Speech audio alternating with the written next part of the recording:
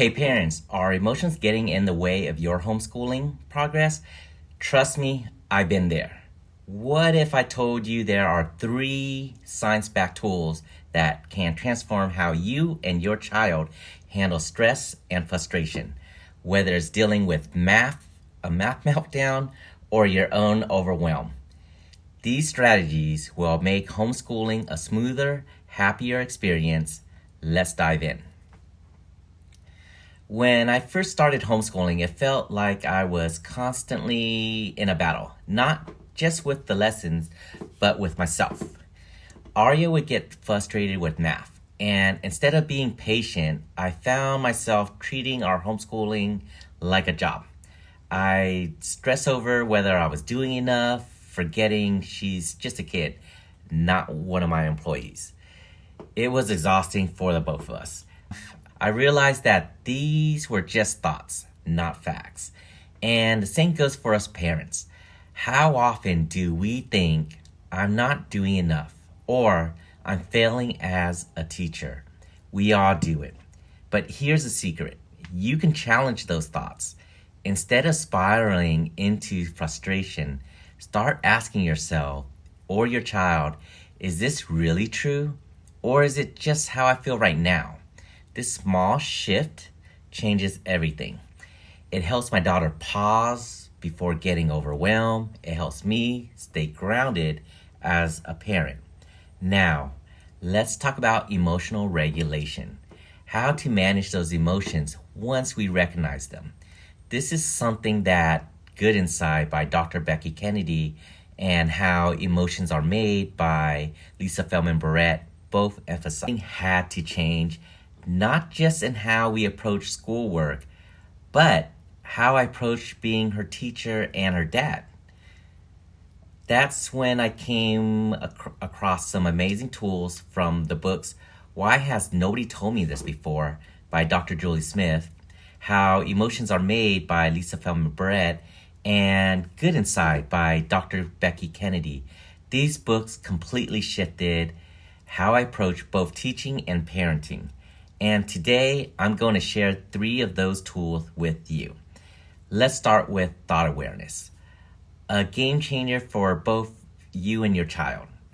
This idea comes from Why Has Nobody Told Me This Before by Dr. Julie Smith, and it's all about recognizing that your thoughts are not always facts. When my daughter would say things like, I'm bad at math, your brain is predicting how you should feel based on past experience. So, if your child gets upset about a subject, it's because the brain is predicting it's going to be hard or unpleasant.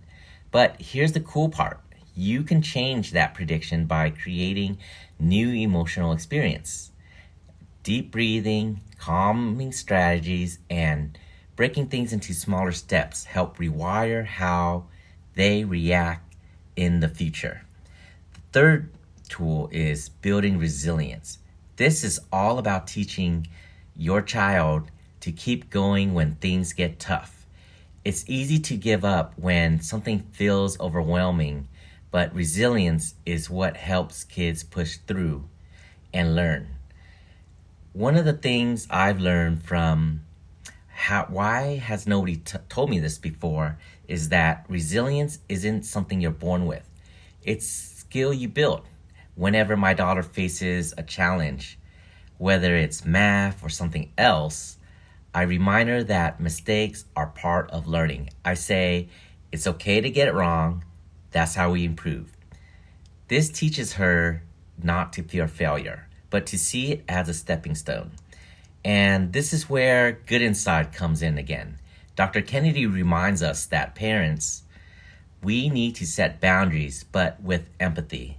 When my daughter wants to quit after 10 minutes, I acknowledge how she feels, but we stick to our plan.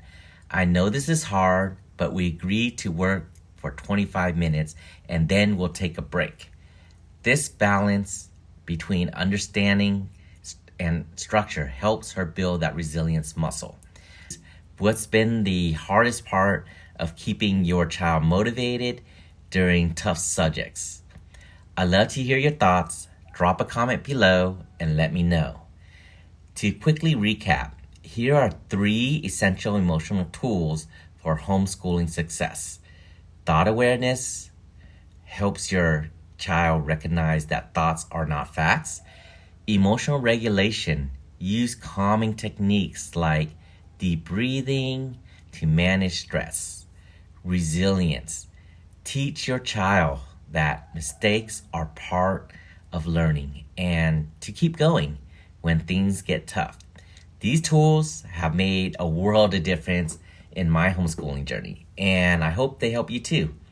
Remember, emotions are a key part of learning, and with the right tools, we can make homeschooling a positive, emotionally healthy experience.